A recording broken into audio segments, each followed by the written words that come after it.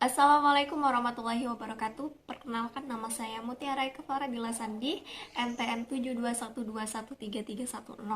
Di sini saya akan menjelaskan tentang penempatan dan pemberhentian karyawan. Nah, dimulai dari pengertiannya terlebih dahulu, yaitu penempatan. Nah, penempatan adalah menempatkan posisi seseorang ke posisi pekerjaan yang tepat. Seberapa baik seorang karyawan cocok dengan pekerjaannya akan mempengaruhi jumlah dan kualitas pekerjaannya.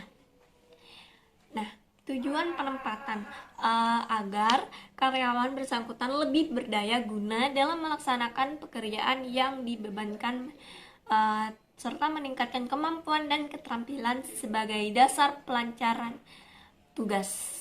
Jenis-jenis penempatan yaitu pertama, promosi. Nah, pemindahan karyawan dari suatu posisi atau jabatan ke posisi atau jabatan lebih tinggi dengan gaji, fasilitas, tanggung jawab, dan peluang yang lebih tinggi atau lebih besar. Kedua, transfer. Nah, transfer ini perpindahan karyawan dari satu pekerjaan ke divisi atau perusahaan lain dalam grup tanpa mengurangi kompensasi gaji, status, dan tanggung jawab. Demosi, suatu keadaan di mana perusahaan mengubah posisi jabatan seseorang. Selanjutnya, prinsip-prinsip penempatan antara lain prinsip kemanusiaan, prinsip demokrasi, prinsip kesatuan arah, prinsip kesatuan tujuan. Salah satu masalah dalam penempatan yaitu efektivitas tentang hukum pencegahan separasi atau disebut dengan PHK, pemberhentian. Menurut Malayu Hasibuan, pemberhentian adalah fungsi operatif terakhir sumber daya manusia.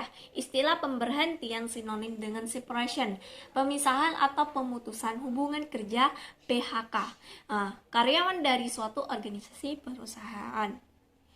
Pemberhentian karyawan oleh perusahaan berdasarkan alasan-alasan berikut. Pertama, berdasarkan undang-undang. Kedua, kontrak kerja berakhir. Ketiga, keinginan perusahaan. Keempat, kesehatan karyawan. Kelima, keinginan karyawan. Keenam, meninggal dunia. Ketujuh, pensiun. Kedelapan, perusahaan dilikuidasi. Selanjutnya, proses pemecatan karyawan harus menurut prosedur sebagai berikut. Pimpinan perusahaan musyawarah pimpinan serikat buruh pimpinan perusahaan, dan P4B musyawarah pimpinan serikat buruh pimpinan perusahaan, dan P4B pemutusan berdasarkan putusan pengadilan negeri. Konsep status karyawan pertama, karyawan percobaan. Nah, periode kerja selama waktu tertentu sebelum perusahaan resmi mengangkat karyawan secara permanen. Kedua, karyawan harian honorer. Karyawan yang belum diangkat sebagai karyawan tetap namun mereka tetap menerima honor setiap bulannya, bukan gaji seperti tenaga kerja.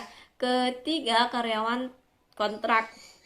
Karyawan yang bersedia menandatangani perjanjian waktu kerja tertentu selama jangka waktu tertentu dan dapat diperpanjang lagi sesuai kondisi dan kebutuhan perusahaan. Yang empat, karyawan tetap. Karyawan yang menerima atau memperoleh penghasilan dalam jumlah tertentu secara teratur. Terima kasih, sekian hasil resum dari saya. Kurang lebihnya mohon maaf jika ada salah kata. Wassalamualaikum warahmatullahi wabarakatuh.